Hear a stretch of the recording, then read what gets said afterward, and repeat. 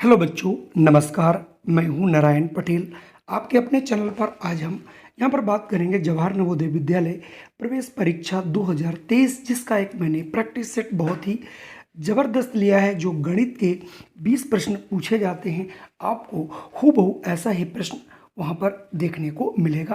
तो आइए फटाफट शुरू कर लेते हैं। देखिए, सबसे पहला प्रश्न आपके सामने है कि राजीव के पास 500 के 10 नोट और 100 रुपए के 50 नोट हैं और 1000 के अगर 3 नोट हैं तो उसके पास कुल कितने रुपए हैं। ये बहुत आसान सा प्रश्न है। अब आपने यहाँ पर देखा कि इनके पास जो है 500 रुपये जो है, 500 के अगर 10 नोट हैं तो हम 10 से गुना कर देंगे तो इसका मतलब ये 5000 रुपये हो गए। फिर इसके पास जो 100 के नोट जो हैं, ये देखिए 100 के नोट जो हैं, ये इसके पास कितने हैं, 50 हैं बच्चों। 50 से जब गुना करोगे तो 50 से कम 50, यानी ये भी 5000 रुपये हो गए। अब जो है 1000 के इसके पास 3 नोट हैं तो 100, 1000 यानी 3000 रुपये। कुल मिला के उसके पास टोटल मनी कितनी हो, इसको हम जोड़ दें तो मुझे पता चल जाएगा कुल उसके पास कितने पैसे। जैसा कि आपने जोड़ा तो ये 13,000 रकम निकल के आई। इसका मतलब कि जो राजीव है उनके पास 13,000 रुपये हैं, जो कि ऑप्शन ए में आपको दिखाई पड़ रहे होंगे। अगर मैं अगले प्रश्न की बात करूं तो अगला हमारे पास प्रश्न है 37, 101 और 222 का महत्तम समापवर्त क्या होगा। अब आप महत्तम समापवर्त निकालने आए हैं तो आप 37 के गुणनखंड कर लें 111 के और 222 के। तो 37 चूंकि अभाज्य संख्या कटेगी नहीं तो 37 इंटू 1 कर दीजिए। अब आपके पास 111 है, इसे आप काट लीजिए 3 से, तो ये 3 तिहाई 9, 3 सत 21, यानी कटेगा ही नहीं। इसके हो गए 37 इंटू 3। अगर आप 221 के करेंगे 22 के, ये भी देखिए आपका 3 से कट रहा है, 3 एकम 3 सते 21 और 1 बचेगा, 3 चक्कू 12। अब आप इसे 3 सते 21 और 3 सते 21, 3 चक्कू 12। फिर आप इसको अगर 3 से 2 से काट पाएंगे तो 2 तिहाई 6 और 2 सती 14। अब ये भी नहीं कटेगा तो ये आपका आ जाएगा 37 इंटू 3 इंटू 2। तो यहाँ पर दोनों में उभयनिष्ठ कौन है, यानी कॉमन कौन है। तो अगर आप देखें तो यहाँ पर देखिए 37 इन तीनों में कॉमन है। इसका मतलब 37 इसका महत्तम समापवर्त होगा, जो कि ऑप्शन सी में आपको दिखाई पड़ रहा है। चलिए बढ़ते हैं अगले प्रश्न पर। अगला प्रश्न है, सरल करें 0.25 प्लस 0.50 भाग 0.25 ब्रैकेट बंद गुणित 4/9। इसको आप क्या करेंगे, सबसे पहले जो प्रोसेस होता है भाग का वो हम भाग कर लेंगे। 0.25 प्लस इसको जब हम भाग करेंगे 0.05 को 0.25 से और इंटू 4.9 से।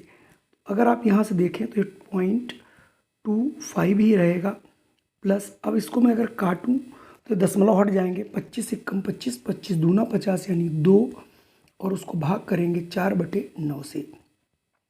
तो जब इसको जोड़ोगे तो आ जाएगा 2.25 इंटू 4/9। अब आप इसको 9 से काट सकते हैं। देखिए 9 दूनी 18, 4 बचेगा, ठीक है ना, और 9 बचे 45, यानी ये आपका चूँकि दशमलव यहाँ से शुरू हो जाएगा क्योंकि पहला अंक ही बिना उसके नहीं कट रहा था। तो ये 0.25 इंटू 4 करेंगे, 25 चौका होता है 100, 2 के बाद दशमलव लगा देंगे। इसका मतलब इसका सरल करने पर मुझे 1 मिलेगा, जो कि ऑप्शन डी में आपको दिख रहा है। अगला प्रश्न आपके सामने है, इसे आप बहुत आसानी से समझ सकते हैं। निम्नलिखित प्रश्न में प्रत्येक पंक्ति की संख्या एक निश्चित पैटर्न पर निर्धारित है। पैटर्न के अनुसार अगली पंक्ति में संख्याओं का कौन सा समूह सही होगा। अब आप यहाँ देखिए, यहाँ से अगर मैं देखूँ तो 4 है, 5 है, 6, तो यहाँ 7 ही होगा, एक एक बढ़ रहा है। यहाँ देखिए 24 है, 24 और 6 30 और 6 36 और 6 और जोड़ दीजिए बच्चों 42 हो जाएगा। अब यहाँ पर देखिए 24 6 30 6 36, तो अगला तो 42 ही होगा, लेकिन इधर भी देखना है 424 500 600, तो आ जाएगा 700। इसका मतलब अगला जो पैटर्न होगा वो होगा 7 42 और 742, यानी 742 और 742 आएगा। चूँकि इसका आंसर आगे है तो उसे हम अभी चेक करेंगे, यहाँ पर आप इसे देख लीजिए। जैसा कि मैंने आंसर बताया था, देखिए 742 और 742 यानी ऑप्शन बी वाला बिल्कुल सही होगा। अगला प्रश्न है, किसी लीप वर्ष की 1 फरवरी रविवार को होता है तो 1 मार्च को कौन सा दिन होगा? आप इसे बहुत आसानी से बच्चों निकाल सकते हो। कैसे? चूंकि लीप वर्ष होता है उसमें फरवरी 29 दिन की होती है, तो अगर आपका 1 फरवरी को यहाँ पर आपका रविवार है, अब आप इसमें 7 जोड़ते चले जाएं तो वो रविवार ही दिन आएगा। देखिए 7 में 1 में 7 जोड़ा 8, 8 7 15, 15 7 22, 22 7 29। इसका मतलब इसमें भी रविवार होगा, इसमें भी आपका रविवार पड़ेगा, इसमें भी रविवार होगा और इसमें भी रविवार होगा, यानी पूरा फरवरी का महीना 29 की फरवरी होगी वो रविवार में निकल जाएगी। अगला ये आ जाएगा 1 मार्च, और 1 मार्च को रविवार के बाद बच्चों सदैव सोमवार ही आता है। इसका मतलब अगला जो दिन होगा वो आपका सोमवार होगा, जिसे आप बहुत आसानी से निकाल सकते थे। ऑप्शन डी में आपको मिल रहा है। अगर मैं अगले प्रश्न की बात करूं, 46 पूछ रहा है, एक घड़ी 250 रुपये में खरीद कर 16% लाभ पर बेची जाए तो घड़ी का विक्रय मूल्य क्या होगा? अब आप यहाँ से दो चीज़ें देख सकते हैं। आपने 250 रुपये की तो ये है ही, इसमें 16% और जोड़ना है, तो आप क्या करिए 250 का 16% और निकाल दीजिए। कैसे निकालेंगे? 250 इंटू 16 बटे हो जाएगा बच्चों 100, 1 0 कटेगा। और अगर आप चाहें तो इसे 5 दूनी 10, 5 25, 2 1 कम 2 8 16, तो 8 पंजे 40। इसका मतलब 250 रुपये का 16% 40 रुपये होगा। अब हम इसमें 40 बच्चों और ऐड कर देंगे तो बच्चों ये देखिए कितना आ जाएगा 290। इसका मतलब अगर आपको 250 रुपये की घड़ी में 16% का लाभ लेना है तो आप उसे 290 रुपये में आपको बेचना पड़ेगा, जिसमें 16% का प्रॉफिट भी इंक्लूड होगा। मैं अगले प्रश्न की बात करता हूँ। अगला प्रश्न है, एक बस दिल्ली से 10:25 प्रातः पे चलती है तो जयपुर 4:05 पर पहुँचती है, तो यात्रा का समय बताइए। तो पहले हम यहाँ से 12 बजे तक का टाइम निकाल दें, और 4 घंटे 5 मिनट तो पहले ही समय लग चुका है। 12 से लेकर के 12 के बाद 1 2 3 4 घंटे 5 मिनट ये देखिए आपको मैंने दे दिया। चलिए मैं 10:25 से 12 बजे तक का समय भी निकाल लेता हूँ। अब आप यहाँ से 10:25 यहाँ करेंगे तो यहाँ से हम 1 घंटा ले लेंगे, तो यहाँ हो जाएगा 60, और 60 में से हम क्या करेंगे 25 को घटाएंगे, यहाँ बचेगा 5, और 5 में से आपका 2 चला जाएगा तो ये बचेगा 3, यहाँ बचेगा 11, और 11 में से 10 चला जाएगा 1, यानी 1 घंटे 35 मिनट 12 बजे तक का समय है। उसके पहले 1 घंटे 35 मिनट लग चुका है, तो हम ये दोनों समय को जब बच्चों जोड़ देंगे तो देखिए 35 और 5 हो जाएगा बच्चों 40, और 4 और 1 5। इसका मतलब 5 घंटे 40 मिनट जो है इस यात्रा में समय लगने वाला है। तो 5 घंटे 40 मिनट ऑप्शन बी में आपको मिल रहा है। चलिए बढ़ते हैं अगला प्रश्न है, ग्राफ का अध्ययन करके बताएं कि शुक्रवार को कितने छात्र उपस्थित थे। किसी सप्ताह में किसी विद्यालय में प्रतिदिन की उपस्थिति दी गई है। चलिए मैं इसे थोड़ा बढ़ा लेता हूँ। अब आप यहाँ पर पूरा देख पा रहे होंगे, ये यहाँ पर सोमवार है, मंगलवार है, बुधवार, बृहस्पति, शुक्रवार और शनिवार। तो चलिए सबसे पहले मैं देखता हूँ किस दिन की बात पूछ रहा था।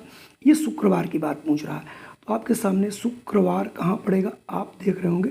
शुक्रवार बच्चों देखिए ये पड़ रहा है, तो इसके सामने आप आएंगे, इसके सामने जैसे ही आप आओगे ये देखिए, इसका मतलब शुक्रवार को 30 छात्र उपस्थित थे। तो यहाँ से 30 छात्र कहीं ना कहीं आपको जरूर मिल रहा होगा। ये देखिए ऑप्शन सी बिल्कुल सही है। चलिए बढ़ते हैं अगले प्रश्न पर। अगला प्रश्न आपके लिए बहुत आसान सा दिख रहा होगा। 4 अंकों की सबसे बड़ी सबसे छोटी संख्या जिसमें प्रत्येक अंक भिन्न हो वो क्या हो सकती है? तो अब देखिए 4 अंकों की सबसे छोटी संख्या जब बनानी होगी तो 0 से स्टार्ट नहीं कर सकते, तो सबसे छोटी संख्या 1 होती है तो 1 लिख लेंगे। उसके बाद आप एक 0 बढ़ा लेंगे, और 0 बढ़ाने के बाद अब आपको करना क्या है, थोड़ा सा दिमाग लगा करके और ये देखना है कि आखिर कौन सी संख्या ऐसी है जो सबसे छोटी संख्या बन सकती है। तो अब इसके बाद आप 2 लिख दीजिए और 3। अब इससे कोई भी छोटी संख्या आपकी 4 अंक की नहीं बन सकती, जिसमें कि अलग अलग अंक हों। तो आप यहाँ से बी वाला सही कर लेंगे। अगला है निम्नलिखित में कौन सी संख्या सबसे बड़ी है। तो यहाँ 4006 है, यहाँ पर 40.00 करके फिर 41 है, ये 400 है। तो देखिए यहाँ केवल 4 पूर्णांक, यहाँ 40 है, यहाँ पर 41 और यहाँ पर 400 पूर्णांक है। इसका मतलब सबसे बड़ी संख्या हमारी 400 दशमलव क्या है, 400.67 है। ये गलत यहाँ पर छप गया है, 400.67 एक ही संख्या है ये। तो ये ऑप्शन सी वाला बिल्कुल सही होगा और यहाँ से 0 आप लोग रिमूव कर लीजिएगा। अगला प्रश्न कौन सा है, आइए देखना है। 5005, 5055, 55005 और 555 का योग कीजिए। तो इसको आप योग जरूर करिएगा। अगर आप योग नहीं कर पाते तो फिर पढ़ना ही बेकार है। आप तुरंत इसका योग करिए। अगर आपका यहाँ पर योग जो है ये बी वाला आता है तो आपका आंसर बिल्कुल सही है और आप लोग इसे करिए और मुझे बताइएगा कि इसका आंसर क्या आया है। अगला प्रश्न है 4350 तथा 2675 के योग में। तो सबसे पहले योग में कह रहा तो मैं इनको सबसे पहले बच्चों योग ही कर लीजिए। 2675 जैसे ही आप इसको ऐड करेंगे 7 5 12 6 3 9 और 1 10 यानी 7025 आ गया। फिर पूछ रहा है क्या जोड़ा जाना चाहिए जिससे योगफल 10,000 हो जाए। तो हम क्या करेंगे, इसको 10,000 अगर बनाना है तो इसे हम 10,000 में से घटा दें तो पता चल जाएगा कितना इसमें हमें और ऐड करना रहेगा। तो यहाँ 5 हो जाएगा, यहाँ 9, 9 में से 2 जाएगा 7, यहाँ बचेगा आपका 9, यहाँ 9 में से 7 जाएगा तो बचेगा 2, यानी 2975। तो 2975 आपका ऑप्शन ए में मिल रहा है, जहाँ से ए आपका सवाल सही हो जाएगा। अगला प्रश्न थोड़ा हमारे गलत छपा हुआ है, यहाँ पर बच्चों ये 15 है, इसे आप 15 कर लीजिएगा। ए एवं बी मिलकर एक काम को 10 दिन में पूरा कर लेते हैं, बी अकेला उसी को 15 दिन में पूरा करता है, तो ए उसे कितने दिन में काम को कर लेगा। अब आप देखिए बहुत आसान सा मैं आपको बताऊंगा। ए और बी जब करते हैं तो 10 दिन में काम करते हैं। अगर एक ही दिन में इनसे एक दिन का काम कराया जाए, कितना, एक दिन का, तो एक दिन में करेंगे बच्चों 1/10 भाग। और उसमें जो बी है अगर हम बी से कराएं, यानी ये तो ए प्लस बी दोनों मिलकर के एक दिन का काम, अगर बी का काम देखा जाए तो 1/15 भाग करेगा। तो हम ये निकाल लेते हैं कि आखिर ए जो है वो एक दिन में कितना काम करेगा। चूंकि ए और बी एक दिन में करते थे 1/10, उसमें से 1/15 भाग घटा देंगे। अब आप यहाँ से देखिए इनका एलसीएम निकालोगे बच्चों, 30 आएगा और 10 यहाँ 30, 3 माइनस 15 दूनी 30, 2, ये 1/30 भाग। इसका मतलब ए जो है ये एक दिन में करता है 1/30 भाग। तो पूरा काम कितने दिन में करेगा, पलट देंगे तो आ जाएगा 30 दिन। ऐसे ही आप समझ जाइए कि एक दिन में 30वां भाग करता है तो पूरा भाग उसे 30 दिन में ये कर पाएगा, जो कि ऑप्शन ए में आपको दिखाई पड़ रहा होगा। अगर मैं बात करूं अगले प्रश्न की, 1/250 का मान क्या होगा। इसका मतलब आप 250 से 1 को भाग करना है। कैसे भाग करेंगे, भाग जा नहीं रही तो नहीं जा रही तो हमको लगाएंगे एक डेसिमल, और डेसिमल बढ़ाते एक 0 लगाने का मुझे अधिकार मिल जाता है। अब भाग नहीं जा रही तो हम 1 0 बढ़ाएंगे और 1 0 और लगा लेंगे। अभी भी भाग नहीं जा रही तो 1 0 बढ़ाएंगे, 1 0 और बढ़ा लेंगे। अब 25 चक्कू होता है 100, तो ये हो जाएगा हमारे पास 100 1 0। इसका मतलब पूरा पूरा कट गया। इसका आंसर आएगा 0.004, 0.004 ऑप्शन सी वाला सही है। अगर मैं अगले प्रश्न की बात करूं, यदि 3 संख्याओं का गुणनफल 6720 है, उनमें से 2 संख्याओं का गुणनफल 240 है, तो तीसरी संख्या क्या होगी। तीसरी संख्या निकालने के लिए हमें करना क्या होगा, जो 600 ये तीनों संख्याओं का गुणनफल, उसमें से हम 2 का अगर भाग कर दें तो तीसरी संख्या यहाँ से निकल आएगी और तीसरी संख्या यहाँ पर बहुत आसानी से आप निकाल लेंगे। ठीक, इसको काटेंगे तो आ जाएगा 28, जो कि ऑप्शन ए में मिल रहा है। अगला प्रश्न है, एक रेलगाड़ी 90 किलोमीटर प्रति घंटे की चाल से 810 किलोमीटर की दूरी तय करने में कितना समय लगेगा। तो देखिए बच्चों, हमारे पास फार्मूला होता है समय बराबर दूरी बटे चाल।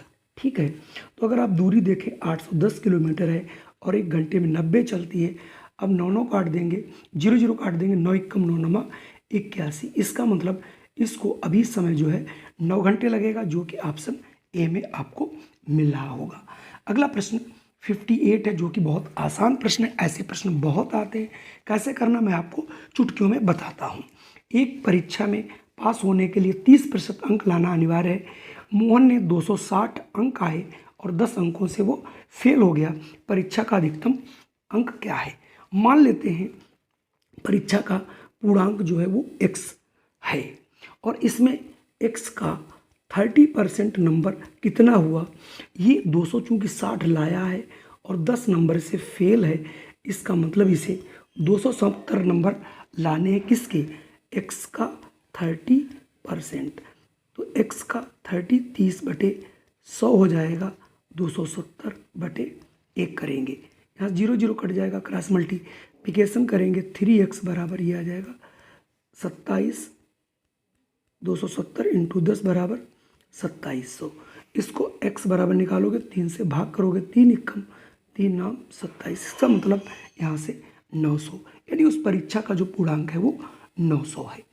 अगला प्रश्न है समीकरण n इंटू 3 + 5 = 4 इंटू 3 + 4 इंटू 2 में n का मान क्या होगा? बहुत आसान सा प्रश्न है। अब आप यहाँ से देखिए, 3 2 5 n हो जाएगा बराबर 4 3 12 प्लस 2 चौके 8, तो ये बच्चों हो जाएगा 20 और ये हो जाएगा 5n। तो n बराबर हो जाएगा 20/5, 5 एकम 5 चक्कू 20। इसका मतलब n की वैल्यू यहाँ पर 4 होनी चाहिए। मैं अगर अगले प्रश्न की बात करूँ तो अगला प्रश्न भी बेहद आसान है, सरल कीजिए। तो सबसे पहले आपको ब्रैकेट के अंदर का हल करना रहता है। तो यहाँ पर देखिए ये 24 है, भाग है, ब्रैकेट में 5 में से 1 जाना तो 4 बचेगा, प्लस 8 आएगा, ये हो जाएगा 24। इसको 4 से आपको भाग कर देना है और 8 उसमें जोड़ देना है। 4 एकम 4 छंग 24, तो 6 + 8, 6 और 8 होता है 14, जो कि ऑप्शन सी में मिल रहा है। तो कुल मिला के आज के ये 20 प्रश्न थे। ऐसा ही पेपर आता है, आप लोग हमारे साथ बने रहिए इसी प्रकार के प्रश्नों को देखने के लिए। जय हिंद, वंदे मातरम। अगर वीडियो पसंद आया हो तो कृपया इसे एक बार लाइक जरूर कीजिएगा और किसी अपने इष्ट मित्रों को इसे जो है शेयर जरूर कीजिए।